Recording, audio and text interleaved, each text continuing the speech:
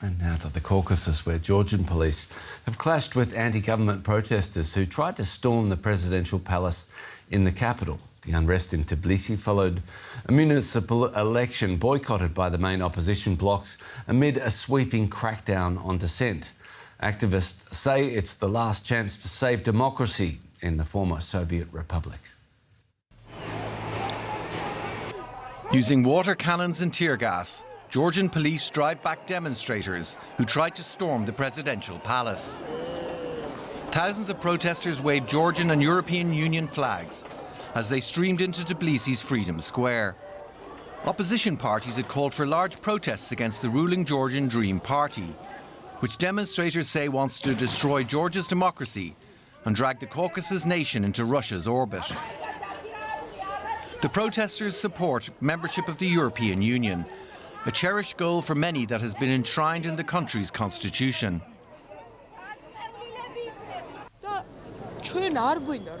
We do not want to live in Russia. We want Europe. We must get rid of this government because it is crystal clear that they are pro-Russian authorities. Struggle always makes sense, but unfortunately I'm not very optimistic for change anytime soon. The opposition parties are inactive. The mayor of Tbilisi threatened to take action against any protesters who used violence. We issued multiple warnings not to take steps toward violence, as this would be met with an appropriate response. A disputed parliamentary poll a year ago plunged Georgia into turmoil, with protests taking place almost daily. The vote prompted Brussels to effectively freeze the EU candidate country's accession process. The protests came after Saturday's municipal votes, in which state election officials said Georgian Dream had scored landslide wins in mayoral races in all cities.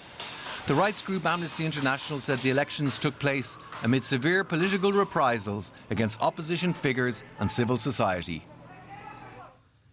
DW correspondent Konstantin Eggert spoke to ousted Georgian President Salome Zourabichvili. She's now an opposition leader, about the widespread demonstrations and where the country is heading. You mentioned the protests. There seem to be pretty much weekly protests in different Georgian cities, especially in Tbilisi, of course. Daily. Well, yeah, quite a lot of them. But it seems that the government is very successfully ignoring them, and the majority of the population, at least away from the major urban centers, is completely indifferent. Why so? Is it because people are tired of politics? Is it because maybe the economic situation in Georgia objectively is not that bad? No, the economic situation is very bad and is getting worse because of the reality that we are isolated. Most of the bilateral programs have been suspended by now of our partners. You mean with especially the European nations, right? Especially Europeans, but also American, USAID, which was very important for sustaining the Georgian health, education, and agriculture has also been suspended. No, I think that what was true on the day of the elections is even more true today, which is because those elections were de facto won by the opposition.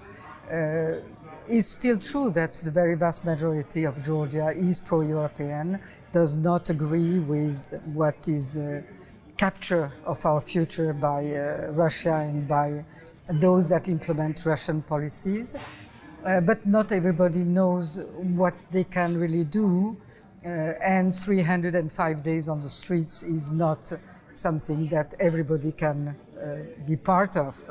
Of course, people are getting tired. They can't do it every day. It's more of the activist part of the society that is doing that. And of course, the ruling party has been crushing the protest in many different manners. Fines for people that are on the streets, excessively high amounts of fines that have been imposed, but also jobs in a country where there are no alternate jobs. If you lose your public service job. Especially you work for the government in some way. And most of the people's, more than 60%. So if one person works there, it's the whole family that. So they have many different ways, but that doesn't mean that the pro-European, very vast majority that exists since the 90s in Georgia has disappeared. And that doesn't mean that the ruling party doesn't have its own internal, very acute problems, because by now they are not only arresting the opposition leaders, and it's important to know that most of the opposition parties' leaders are in jail currently, but at the same time they're also arresting their own ministers, one after the other, for high corruption.